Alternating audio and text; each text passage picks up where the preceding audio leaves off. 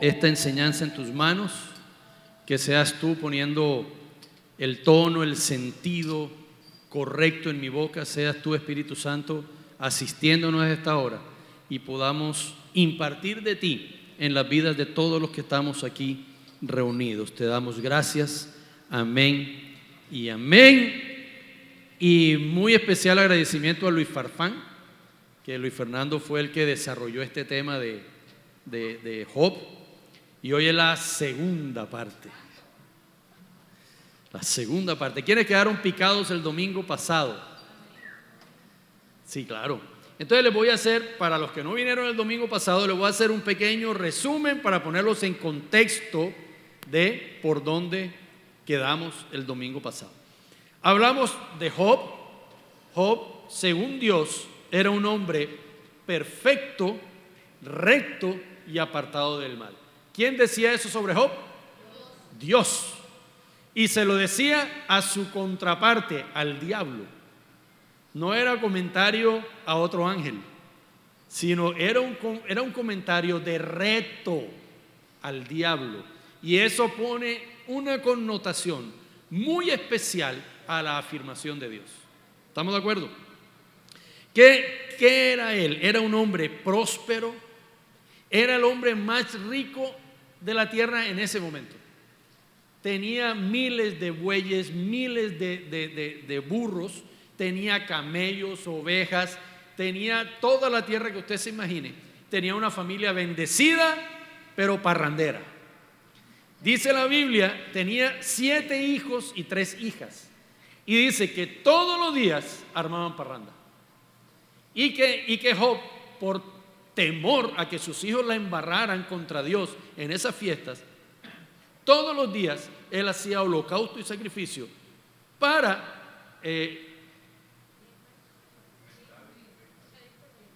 pedir perdón por si acaso sus hijos habían pecado contra Dios. Entonces esta era la vida de Job. Era un hombre, escucha, era un hombre tan respetado que los gobernantes hacían silencio frente a él. Ese era el nivel de Job. Él caminaba y la gente decía, uy, ahí viene Job. Es como si hoy caminara, no sé, el presidente de la república y todo el mundo, le gusta o no le gusta, hace silencio, le hace venia y se queda callado. Bueno, Job tenía esa ascendencia sobre la población. Tenía un respeto que muy pocos tenían en la época. Respeto de dignidad, respeto de poder, de admiración. Y lo escuchaban cuando él hablaba. Hasta allá llegaba la influencia de Job dentro de su tierra. Y entonces Satanás, en un reto con Dios, le dice, él es próspero, él te respeta, él te quiere porque a él le va bien. Yo quisiera que le vaya mal para ver si de verdad te va a respetar. Como cuando tú y yo hacemos eso mismo. Y entonces Dios le dice, ok, vamos a hacer una cosa, toca sus bienes, a él no lo toques. Y en un solo día, diga conmigo, en un solo día, le robaron los bueyes y los burros. En ese mismo día mataron a sus trabajadores que estaban con esos bueyes y con esos burros. Perdió todas las ovejas y murieron todos los pastores de las ovejas. Estamos en el mismo día. Ese mismo día robaron todos los camellos y se los mataron. Y a los sirvientes que estaban con los camellos. Ese mismo día murieron sus 10 hijos aplastados por la casa donde estaban celebrando una fiesta. Estaban donde el hermano mayor y la casa toda se vino, hizo como una implosión. Toda la casa hacia adentro cayó y los 10 hijos murieron. Todo eso en un solo día. Piensa en su peor día. No es nada frente a este día de Job. Pero nada en absoluto frente a este día de Job. Y entonces Job se mantuvo, adoró. Dice que cuando recibió la última noticia de sus hijos, con los hijos su alma se quebrantó. Con lo demás aparentemente él decía, bueno, ni modo, nos levantamos. Bueno, ni modo. Pero cuando le hablaron de sus 10 hijos, se postró y adoró. y dijo algo muy potente. Desnudo vine, desnudo me voy. Dios dio, Dios quitó. Increíble. Es en tu peor día. Yo no creo que tú hayas dicho eso. Yo por lo menos en mi peor día no dije eso. Entonces, vuelve Satanás a hablar con Dios y le dice Satanás, pero es que no lo has tocado a él, por eso mantiene su integridad. Y Dios le dice, ok, toca su cuerpo, pero no lo mates. Y en ese momento se llenó de llagas, desde la cocorra hasta la planta del pie. Su situación era tan desesperante que él se sentaba entre las cenizas y se rascaba con una teja. Usted imagínese ese cuadro, entre las cenizas y con una teja se rascaba. ¿Cómo sería el nivel de picazón? Y entonces aprendimos varias cosas, llegamos hasta el punto 2, hasta ahí. El primero que aprendimos es que él adoró en medio de las circunstancias, en medio de las pruebas.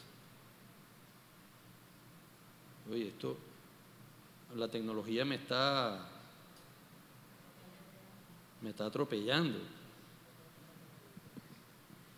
Lo segundo es que cuando ya la situación está tan terrible, la propia esposa, en medio de la crisis, le dice a Job, ¿todavía retienes tu integridad?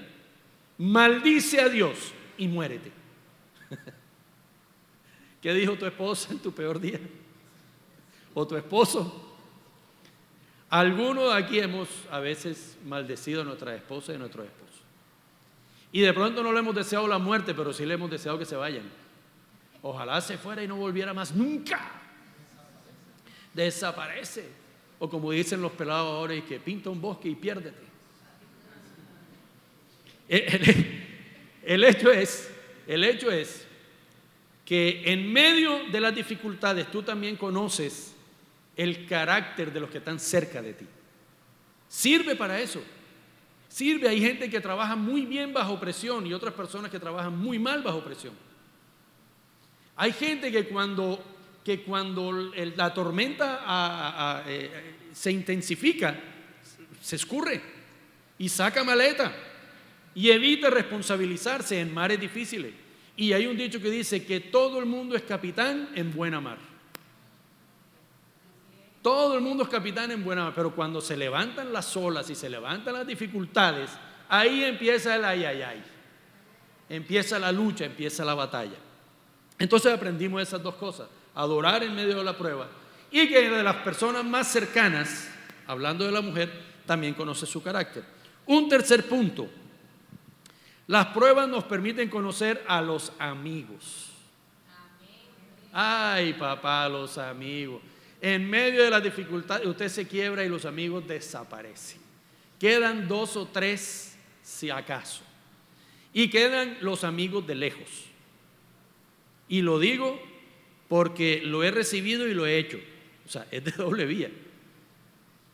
Estudiando eso me he dado cuenta que yo en cierto momento viví lo de Job, no a ese extremo, pero un Jobcito. Bueno, viví Job, o sea, con D. Y el otro punto es que yo también fui como los amigos de Job. Porque a uno le encanta ser el bueno de la historia. Pero uno cuando se refleja de verdad, honestamente en esta historia, tú puedes decir, espérate, es que yo también fui un amigo de Job. Yo también fui de los que llamé y dije, Juan, lo siento mucho, cuentas conmigo, me llamas. Que no me llames, Señor, que no me llame. ¿Es verdad? Es verdad, o sea, qué pena, pero yo le tengo que decir la verdad. No sé si le gusta escucharla, pero...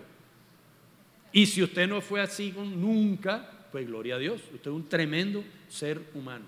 Yo no soy tan bueno como usted. Todos tenemos...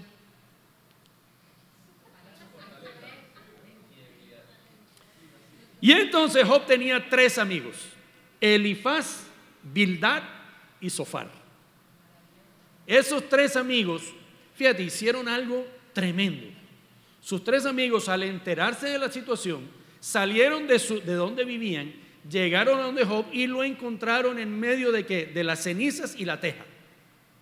Imagínese usted un amigo suyo en la opulencia y de un día para otro usted se lo encuentra lleno de llagas, entre la ceniza y rascándose con una teja, y todo acabado, como si hubiera caído la bomba atómica en medio de Job.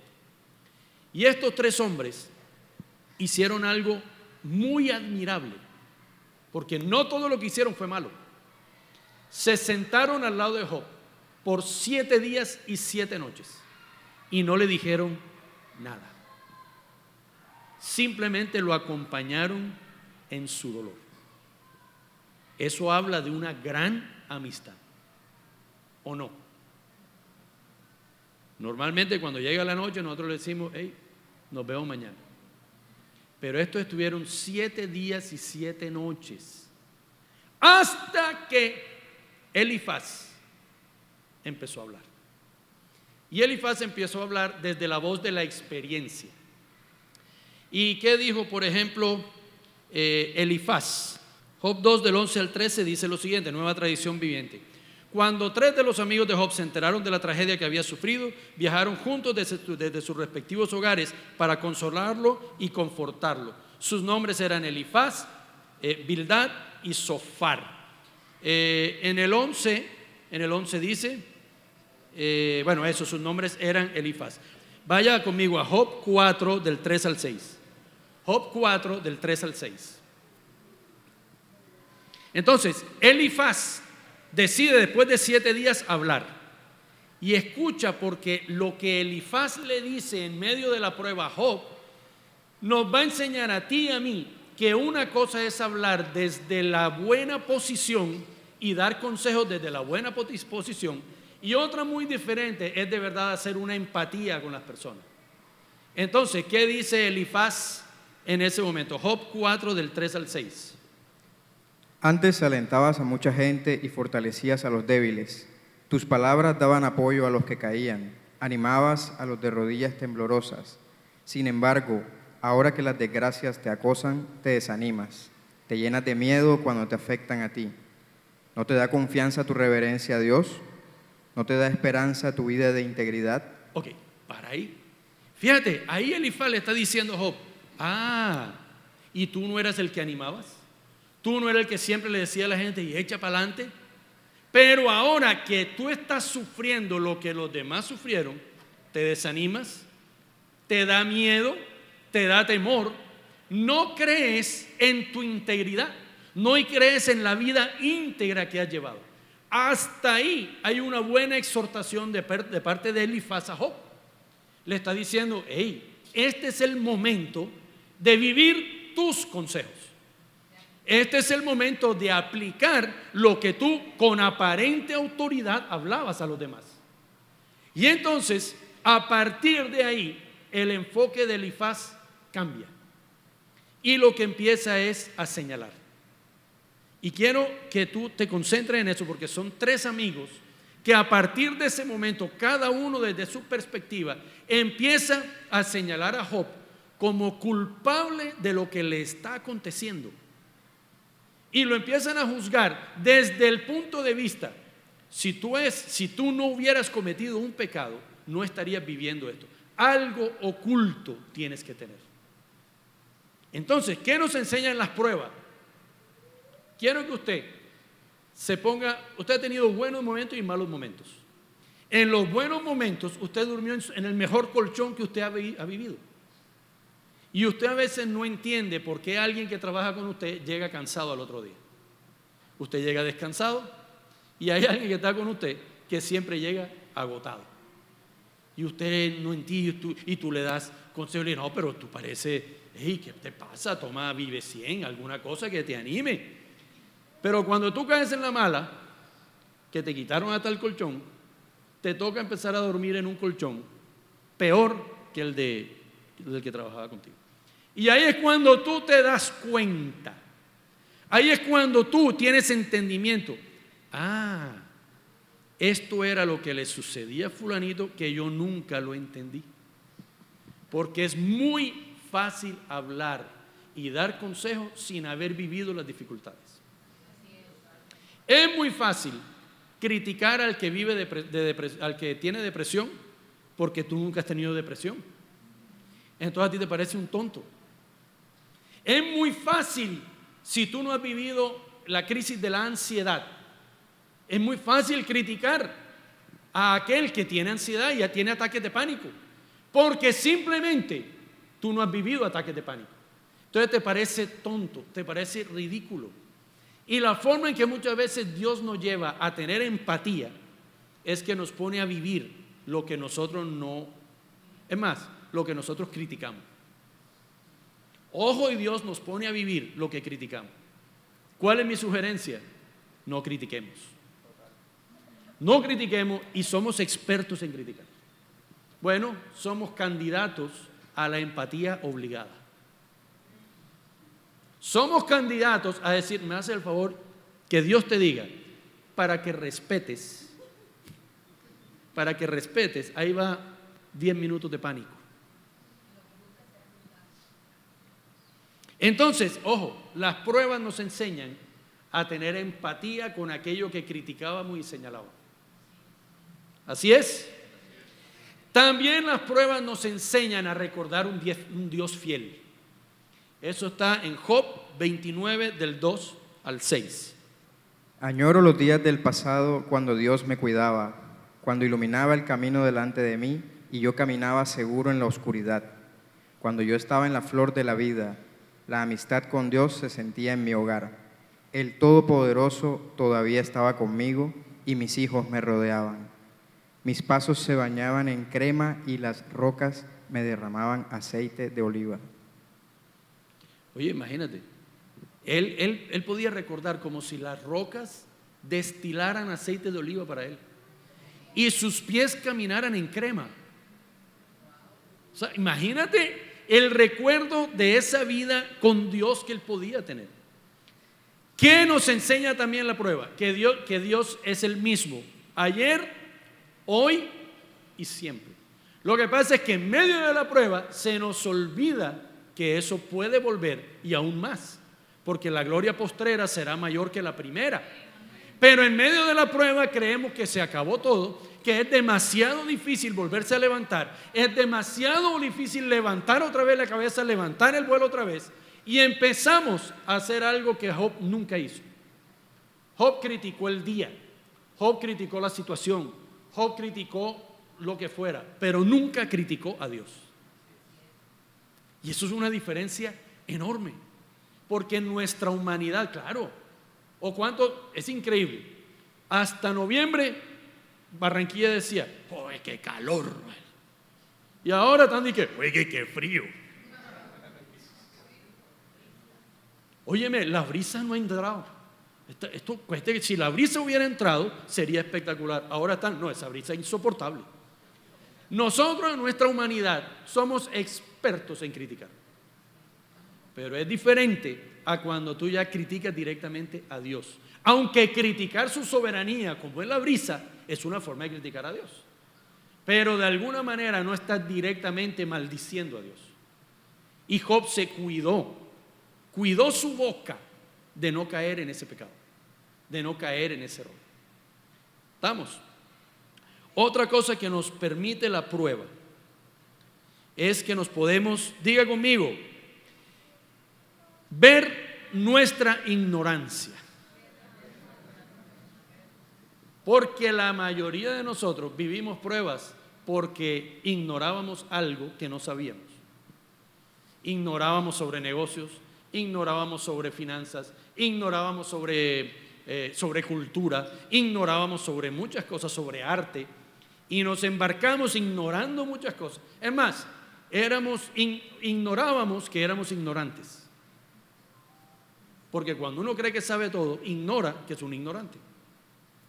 Cuando uno no escucha consejo, está ignorando que es ignorante. ¿Se entiende? Entonces vaya conmigo a Job 38 del 4 al 7. En este momento, escucha, para ponerte en contexto, ya los 3 amigos han hablado, los 3 lo han acusado, los 3 le han dicho, oye, pero tú eres culpable, algo oculto, confiesa tu pecado. Si estuviéramos en este tiempo, confiesa, aleluya, suelta. Dilo.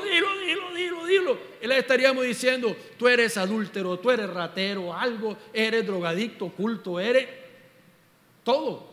Lo estaban presionando a ver si Job en algún momento ya decía, hey, sí, voy a confesar mi pecado, quiero ser libre. Pero Job se mantenía en su inocencia.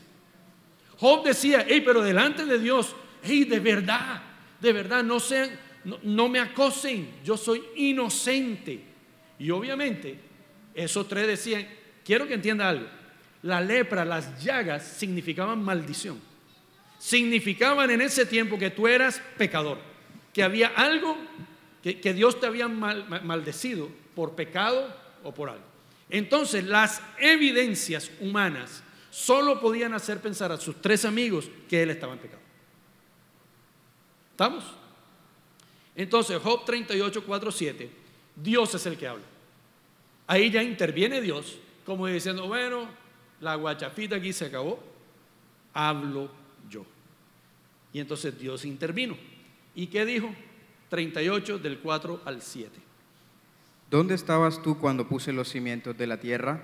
Imagínate, Dios te dice, Juan, ven acá, siéntate, te voy a hacer unas preguntas. Eso fue lo que hizo literal Dios. Le dijo, te voy a hacer unas preguntas. Y le preguntó, ¿dónde estabas tú cuando puse los cimientos de la tierra? Dímelo, ya que sabes tanto. ¿Quién decidió sus dimensiones y extendió la cinta de medir? ¿Qué sostiene sus cimientos y quién puso su piedra principal mientras las estrellas de la mañana cantaban a coro y todos los ángeles gritaban de alegría? No, sí, el 7, ese es el 7. Entonces, las pruebas hacen que tú más allá te des cuenta. Por lo menos yo, en mi prueba me di cuenta de mi ignorancia en muchas áreas de mi vida. Porque si tú vas de éxito en éxito, es muy difícil que tú veas tus ignorancias. Es más, es posiblemente que cada vez tú te creas mejor y mayor. Hasta que te estrellas, hasta que pierdes todo, tú dices, es que yo no he debido hacer esto. Creo que se lo he dicho otras veces, un jefe que yo tuve, estaba en su 5º matrimonio. Estaba en proceso de jubilación, quiere decir que tenía 62, 63, 64 años. Y estaba en su 5º matrimonio. ¿Qué nos dijo? Quiero decirles algo con respecto al matrimonio. Si yo hubiera hecho con la primera lo que estoy haciendo con la 5ª, todavía estuviera con la primera. La prueba de los fracasos reveló su ignorancia emocional. Lo enfrentó a la verdad. Se dio cuenta que si él seguía sumido en la ignorancia emocional, iba para la 6ª, porque hubiera terminado su relación con la 5ª. Entonces las pruebas te enfrentan a la ignorancia. Cuando uno no recibe consejo y hace las cosas y se estrella, tú dices, definitivamente necesito consejo. Definitivamente necesito aprender. Y eso es una gran bendición de la prueba. Entonces, de una vez, es sabio no estrellarse para entender que eres ignorante en algo. Desde ahora, antes de la prueba, ponte el sello de que tú no eres tanto como crees que eres. Y ponte el sello de que todos los que están alrededor tuyo, mira a tu alrededor, así. Y diles, tú eres superior a mí.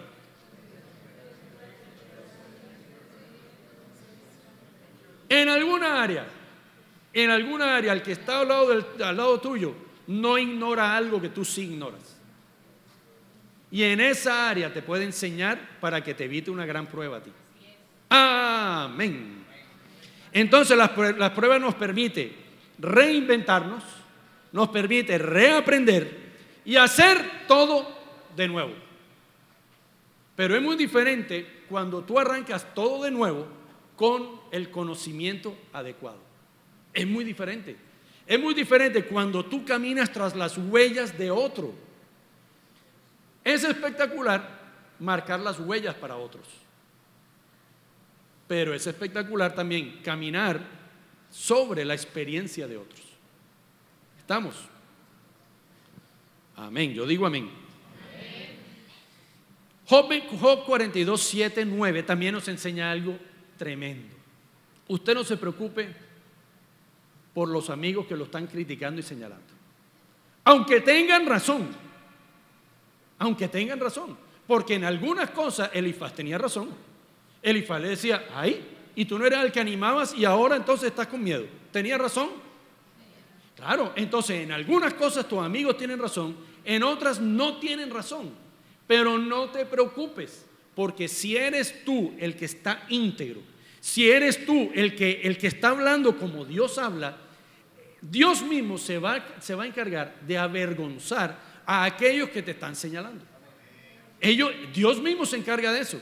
Tú mantén la amistad, tú no los eches de tu vida. Job no lo echó, discutió con ellos y los enfrentó y los confrontó, pero no los echó de su lado. No les dijo, váyanse de mi casa, estoy desesperado, váyanse de... No le dijo eso.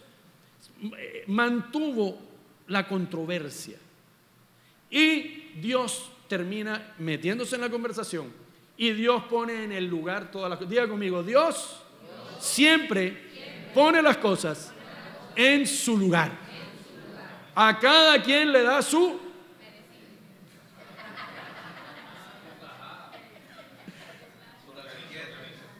tate quieto, su lugar. Entonces en Job 42, 7 al 9, ¿qué dice?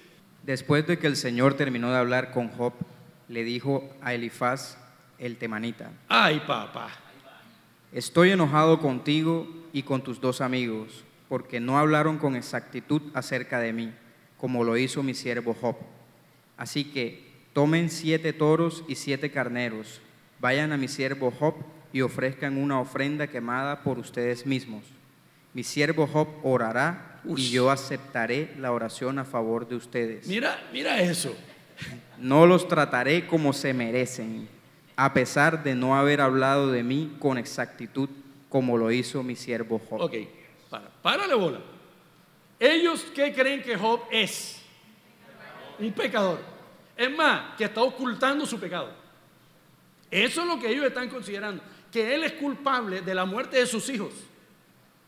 Lo ven totalmente como, lo que nosotros admiramos era una mentira. Tú eres un engañador, tú eres un usurpador, como algo escuché esto yo el viernes, era un usurpador. Y le decía, de todo. Y cuando entra Dios en la ecuación, entonces le dice, Elifaz y tus 2 amigos. Fíjate, quiere decir que el líder era Elifaz.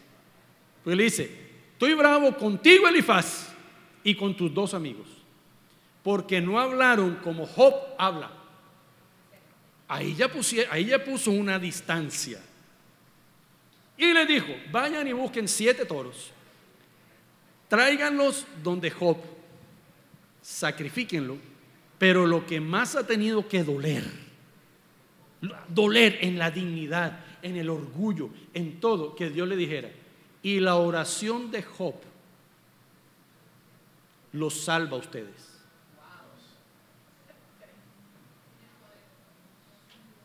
Pero escucha, ¿qué nos enseña esto de la prueba? Que si te mantienes firme en lo correcto, con miedos, sí, con temores, sí, a veces con quejas, sí, porque somos humanos. Jesús mismo tembló. Jesús mismo se le rompieron los vasos sanguíneos y sudó sangre del estrés, del terror, del miedo. Jesús mismo dijo en la cruz, ¿por qué me has abandonado? Quiere decir que esa parte humana es humana y está bien, pero en el fondo de nuestro corazón y nuestro entendimiento, Dios tiene que seguir siendo Dios. Tiene que haber algo como la canción que cantamos, mi esperanza está en Jesús. Job no tenía a Jesús, pero tú y yo tenemos a Jesús. Tú y yo tenemos más razones aún para sostenernos y mantenernos. Job no tenía ejemplo a seguir. Él se convirtió en ejemplo. Tú y yo tenemos ejemplo a seguir. Para ti y para mí debería ser más fácil. Creo que por eso también, no lo voy a decir. Job en su corazón, en su mente, se mantuvo íntegro frente a Dios. Y sus amigos fueron avergonzados por el mismo Dios y tuvieron que recibir la bendición del que estaba lleno de llagas. Porque está recibiendo la bendición no cuando Job estaba sano, nada. Cuando había recuperado las cosas, nada. Estaba en la escasez absoluta y la ruina absoluta y con el duelo más grande que puedas tener: perder tu familia entera. Si perdiste tu familia, sigue siendo de bendición. Si estás quebrado, sigue siendo de bendición. Si estás reventado, tú eres de bendición. Porque tu bendición no son tus cosas, tu bendición eres tú. Es tu corazón, es tu mente, es tu visión. Es lo que tú ves y es lo que tú crees. Lo más fácil es ayudar con dinero, eso es lo más fácil. Y así es como tú te sacas del camino a la gente que te molesta. Hey, ¿qué necesitas? Coge 10,000 barras y vete.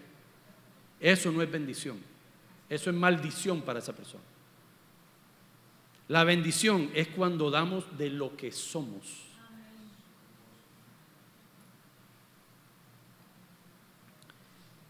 Y bueno, las pruebas también dan 3 res. Diga 3 res.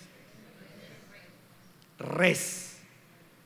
Recompensa, restauración y retribución. 3 res. Job 42, del 10 al 17. Cuando Job oró por sus amigos, el Señor le restauró su bienestar. Escucha, cuando iba a empezar la oración, ¿cómo estaba? Yo me lo imagino con una teja en la mano, porque él no había soltado la teja para rascarse.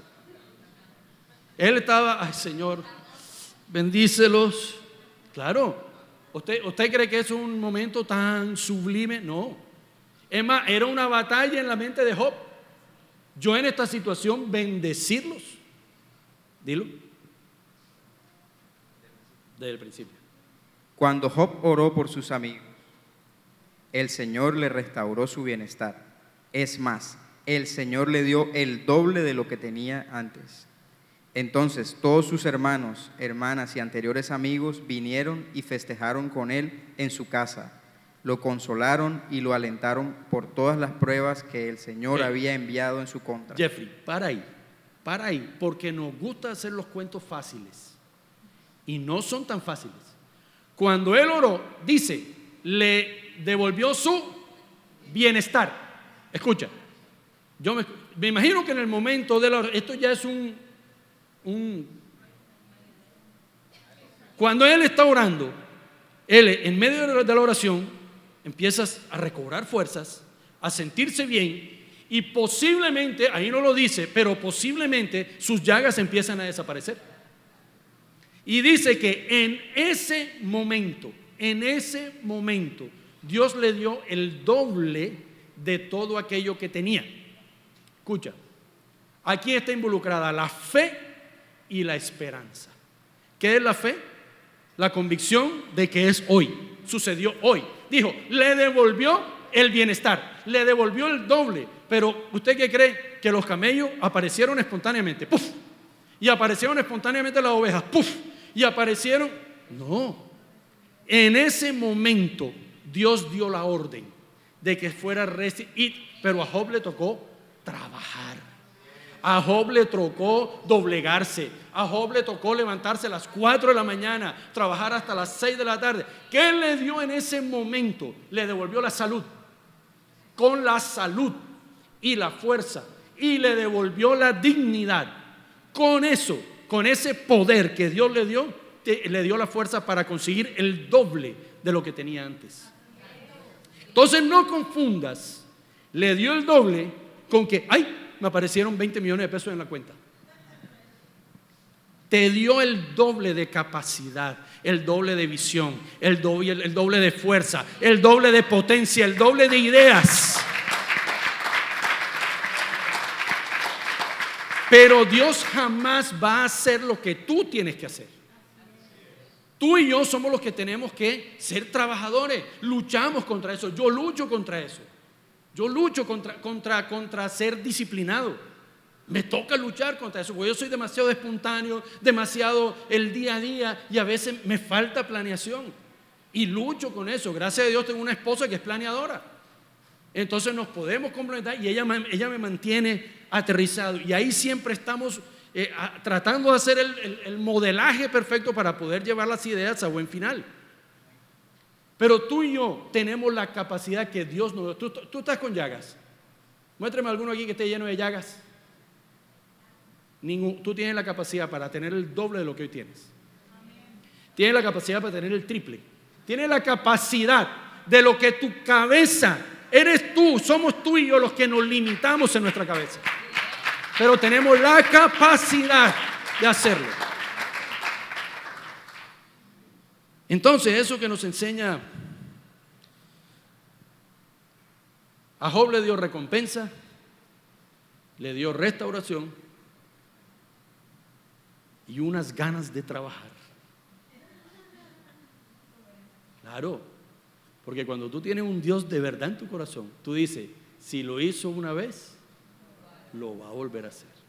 Si tú eres alguien que ha escuchado la palabra de Dios, entonces tú vas a decir, la gloria postrera será mayor que la primera. Entonces, no sé si a ti las pruebas te han enseñado algo, pero las pruebas de Job sí nos enseñaron a nosotros muchas cosas. Que Luífer las vio, Luífer las estudió y las vio, las plasmó. Y yo hoy simplemente me estoy montando en lo que Luífer vio. Es una bendición montarse en lo que otros ven, si es de Dios. Es una bendición dar honra al que merece honra. No todas las ideas buenas son tuyas. No todas las buenas enseñanzas son tuyas.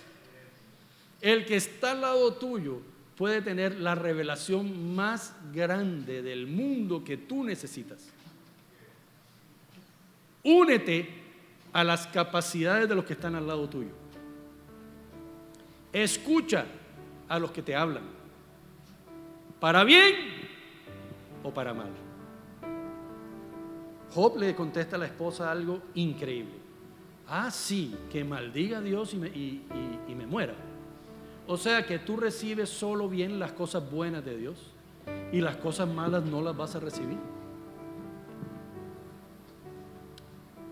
Siempre que alguien te hable, así te arda lo que te dice, tiene cosas buenas y tiene cosas malas. Y aprende a recibir lo bueno, no siempre desechar, porque hay cosas malas que te dicen que son verdad. Que son verdad. Los amigos de Job le dijeron muchas cosas erradas, pero también le dijeron muchas cosas ciertas. Y te aseguro que para el segundo proceso de construcción, ya él iba diferente. Ya él decía, yo voy a dar este consejo. Voy a dar este consejo. Pero una pregunta, ¿yo vivo este consejo? Y hay una historia que les quiero echar para cerrar. Sobre eso de tener empatía. Cuando tú tienes empatía, tienes autoridad. Cuando tú tienes la capacidad de ponerte en los zapatos del otro, tú ganas autoridad. Cuando tú das un consejo desde el dolor del otro, el consejo cambia. ¿Sabes por qué? Porque un consejo dado desde la perspectiva del menosprecio no es consejo, es crítica. Y si tú no quieres menospreciar a aquel que estás aconsejando, tienes que tener empatía y ponerte en sus zapatos. Y había un niño que solo comía golosinas.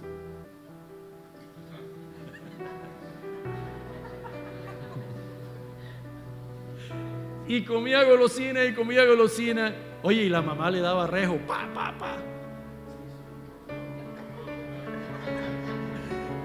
Y la mamá sacaba la chancleta y ta. ¿Y qué hacía el niño?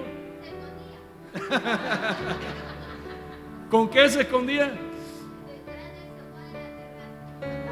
¿Y con qué en la mano? Claro, y seguía comiendo dulce y la mamá desesperada. Esto es una historia. Le dijeron a la mamá: llegó un sabio al pueblo.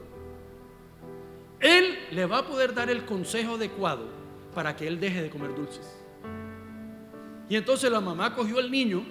Ahora sí vas a ver. Y se fue para donde el tipo, para donde el sabio, le comentó la situación. El sabio se arrodilló, meditó y la mamá, uy, cipote consejo le va a dar. Imagínate, lleva media hora meditando el consejo. Le va a decir una cosa tremenda. Y cuando ya el sabio va a hablar, le dice a la mamá: tráigamelo en un mes. La mamá se fue aburrida. El peladito comió más dulce que nunca.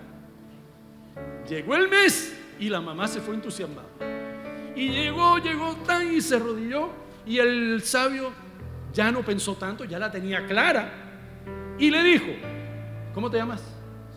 Samuel. Oye, tremendo nombre. Le dijo: Samuel, deja de comer dulce.